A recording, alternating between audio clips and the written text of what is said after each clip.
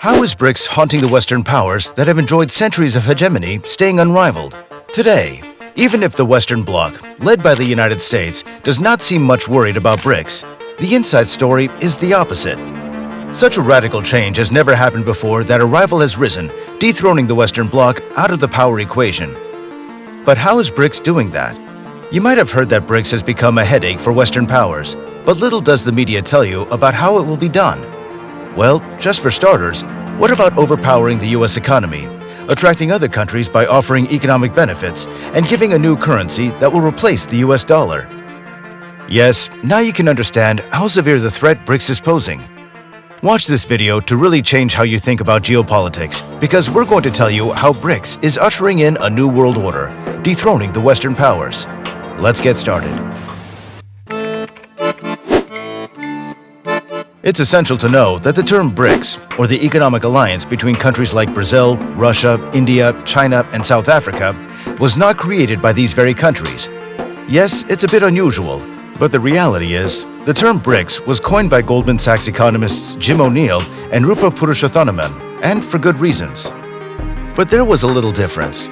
These economists had taken Brazil, Russia, India, and China into account, therefore giving BRIC as the new term, not BRICS, which includes South Africa. This was revealed in a report presented by Goldman Sachs, which revealed valuable insights about why it had coined the term.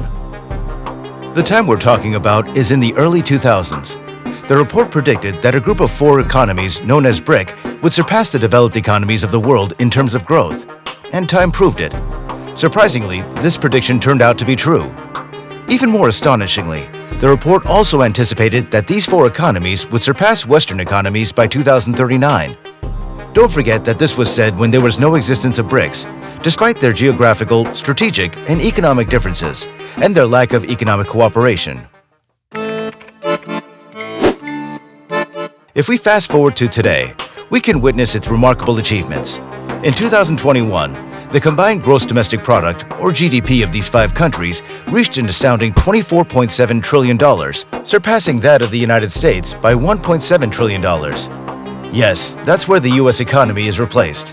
Since we're combining the economies of the 5 countries, the US is no match. This might seem unfair, but when BRICS was in the initial meetings, the Western countries would laugh at BRICS' plan to outpace the US economy. Yes, the reality has changed. Even China is near becoming the world's largest economy, single-handedly replacing the US economy. So let's now talk about what is and is not possible in international politics. If we examine more recent data, we discover that BRICS is on track to surpass the G7 in terms of purchasing power parity, GDP, in 2023. The International Monetary Fund predicts that the G7's GDP growth will stagnate in 2023, while BRICS continues to rise. It's important to understand that BRICS has not replaced the G7 yet, but is on its way. And this is what matters most. The growing economic power of BRICS holds significant implications for the global stage. Countries worldwide are eagerly anticipating BRICS, led by China and Russia, to announce a new world order. Initially, this new order will focus on the financial realm, aiming to replace the dominant role of the US dollar. China and Russia also seek to challenge the petrodollar hegemony that has had a lasting impact on global economies. To assert their influence and offer an alternative to Western-dominated institutions such as the International Monetary Fund and World Bank, BRICS members established the new Development Bank in 2014 with a reserve of $50 billion. They've also established a contingency reserve arrangement to provide financial assistance to member countries. This alternative approach is increasingly appealing to non-BRICS countries as it offers impartial aid without compromising their sovereignty. In contrast, Western institutions like the World Bank and IMF have faced criticism for exerting influence and compromising countries' sovereignty, rather than genuinely assisting them during financial crises. Before we continue further, tell us, are you enjoying the video? If yes, please like and share the video and subscribe to our channel for more videos on geopolitics and changing world order and power landscape. Let's continue now. The growing appeal of BRICS is evident as more countries express interest in joining. Countries such as Saudi Arabia, the UAE, Egypt, Algeria, Nigeria, Iran, Bahrain, Mexico, Turkey, Argentina, and several African countries are already considering joining BRICS. These countries recognize the potential benefits of aligning themselves with this influential group. Even if no other countries join BRICS until 2027, its GDP is projected to reach an astounding $40 trillion. However, many more countries will likely join BRICS shortly, further increasing its economic size, outpacing G7 and making the US irrelevant. China and Russia are well aware of this inevitability and have introduced the term BRICS Plus to indicate that any country willing to join BRICS will be warmly welcomed. To attract new members, BRICS plans to strengthen the new development bank and establish an international banking transaction system similar to SWIFT. Unlike the G7, which sometimes excludes non-Western countries, BRICS, under the leadership of China and Russia, values equal status among its members and keeps its doors open to any country willing to join. By surpassing and outpacing the G7, BRICS is making the Western Bloc increasingly irrelevant, accomplishing what it set out to do. That's where you might ask about how BRICS is triggering and favoring de-dollarization. Well, it's going to do so by encouraging its allies to give up the dollar. Meanwhile, it's doing something which no other country could imagine: stockpiling gold to give a real currency, replacing the US dollar. Yes, it's something Muammar Gaddafi wanted by launching the gold dinar. But for that, BRICS would need gold at its disposal, right? Experts in the United States are getting worried about a significant decline in the amount of gold and silver held in major precious metal exchanges like the London Metal Exchange and COMEX. These exchanges have traditionally held large reserves of these precious metals, but over the past year and a half, a substantial portion of silver, around 70%, and 45% of gold bars registered on COMEX have been taken away. Many doubted whether BRICS could be behind this. However, recent reports from reputable sources such as Bloomberg have revealed that BRICS members are indeed accumulating large quantities of gold and silver, all led by China.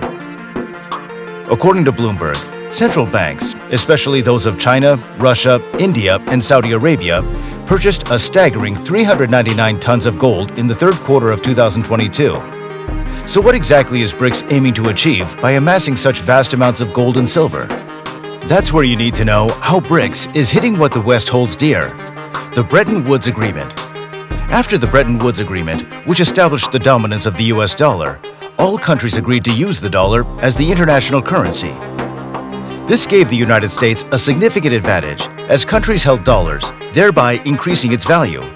However, BRICS nations, particularly China and Russia, have now emerged as challengers to Western dominance and are working on creating a new system. Russia and China are developing a new currency that will be backed by the gold that they have accumulated. In contrast, the US dollar is not backed by physical assets and is essentially a paper currency authorized by the US government. Additionally, Saudi Arabia, a prominent member of the OPEC oil cartel, has shown interest in BRICS and has made agreements with China and Russia. In fact, it will be Saudi Arabia and OPEC who will make the BRICS currency successful, because they were the ones empowering the Bretton Woods Agreement. If Saudi Arabia and other OPEC countries join BRICS, they will also abandon their dollar reserves. This would lead to widespread abandonment of the Bretton Woods system, with countries embracing the new financial order and the currency issued by BRICS. As a result, there would be a flood of dollars in the market, rendering them practically worthless. The process of reducing reliance on the dollar, known as de-dollarization, is already underway. Russia has been leading the way, and even U.S. commercial banks are decreasing their dependence on the dollar due to concerns about its future value. If all 200 countries demand a new system, major financial organizations like the IMF and World Bank will have to adapt and move away from the dollar as well. Although this transition may be challenging for the U.S. and the West, the reality of a changing global financial landscape will become evident sooner than expected.